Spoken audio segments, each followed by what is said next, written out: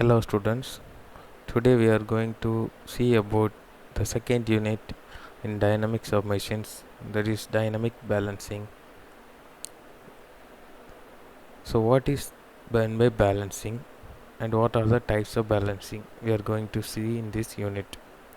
First is the balancing of rotating masses, which includes the static and dynamic balancing.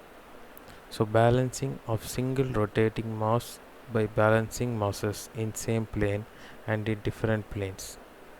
Balancing of several rotating masses by balancing masses in the same plane and the different plane is the difference between static and dynamic balancing.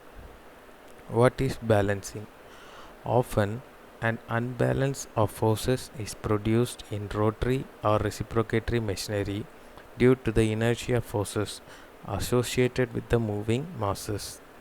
The balancing is the process of designing or modifying machinery so that the unbalance is reduced to an acceptable level and, if possible, is eliminated entirely. A particle or mass moving in a circular path experiences a centripetal acceleration and a force is required to produce it. An equal and opposite force acting radially outwards acts on the axis of rotation is known as the centrifugal force. This is a disturbing force on the axis of rotation, the magnitude of which is constant but the direction changes with the rotation of the mass. In a revolutionary motor, the centrifugal force remains balanced as long as the center of mass of the rotor lies on the axis of the shaft. When the center of mass does not lie on the axis or there is an eccentricity, an unbalanced force is produced. Why balancing is necessary? The high-speed engines and other machines is a common phenomenon nowadays. It is therefore very essential that all the rotating and reciprocating parts should be completely balanced as far as possible. If these parts are not properly balanced, the dynamic forces are set up. These forces not only increases the load on the bearing and stress in various members, but also produce unpleasant and even dangerous vibrations. Balancing of rotating mass. Whenever a certain mass is attached to a rotating shaft, it exerts some centrifugal force, whose effect is to bend and the shaft and to produce vibrations in it. In order to prevent the effect of centrifugal force, another mass is attached to the opposite side of the shaft at such a position so as to balance the effect of the centrifugal force of the first mass. This is done in such a way that the centrifugal force of both the masses are made to be equal and opposite. The process of providing the second mass in order to counteract the effect of the centrifugal force of the first mass is called balancing of rotating masses. Balancing of rotating masses has following important point of views. First one, balancing of single rotating mass by a single mass rotating in the same plane. Second, the balancing of single rotating mass by two masses rotating in different plane. Third one, balancing of different masses rotating in the same plane. Next is the balancing of different masses rotating in different plane. Balancing of single rotating mass is considered as m1 attached to a shaft rotating at omega radian per second, which is shown in the figure.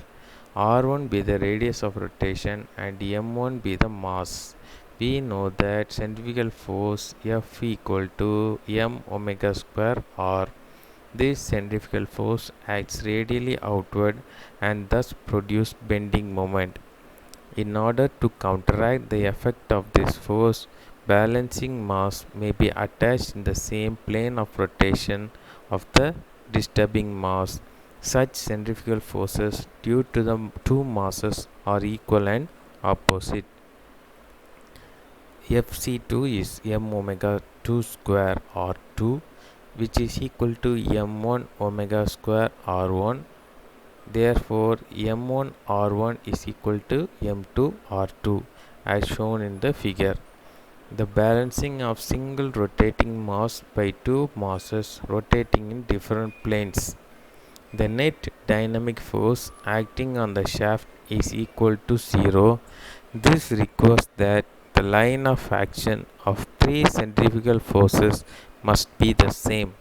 In other words, the center of masses of the system must lie on the axis of rotation. This condition is called a static balancing. The net couple due to the dynamic forces acting on the shaft is equal to 0. In other words, the algebraic sum of moments about any point in the plane must be 0. The two possibilities while attaching the two balancing masses are the plane of the disturbing masses between the planes of the two balancing masses, and the plane of the disturbing masses may lie on the left or right of the two planes containing the balancing masses. Consider a disturbing mass at the center and two masses m1 and m2 lying in two different planes.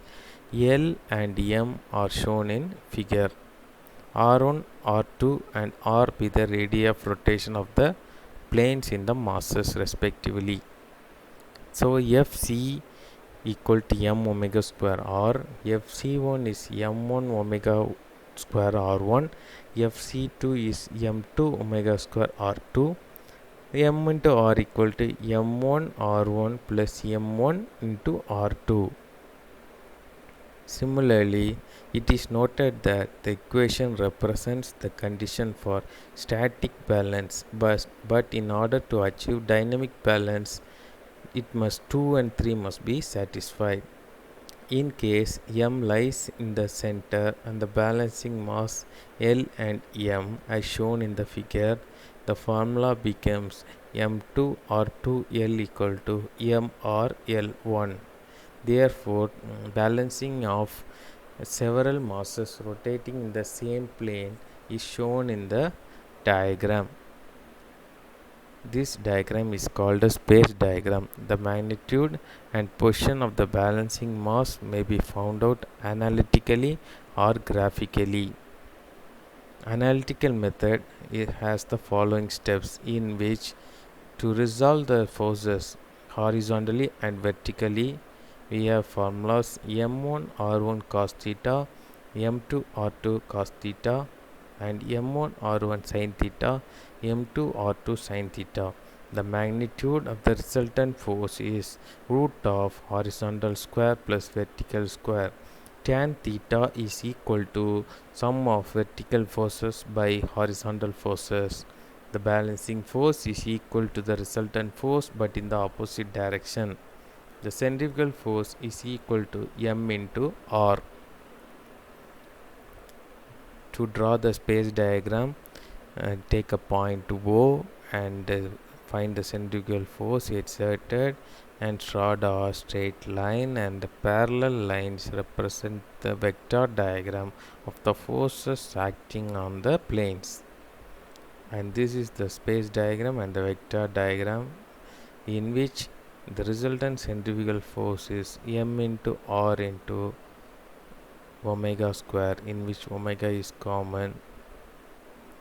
So this is a problem related to space diagram on the planes of the load in the different plane and rotating to balance find the position and magnitude of the balance for the radius of rotation 0.2. First is the analytical method. Similarly, to find out sigma h and sigma v, the resultant is the root of horizontal forces and vertical forces. M into R, the answer is 116 kg. This is the graphical method. Take 10 kg meter as 1 centimeter, draw a straight line, find the M1 R1, draw a straight line, parallel lines, find the vector diagram. Thank you.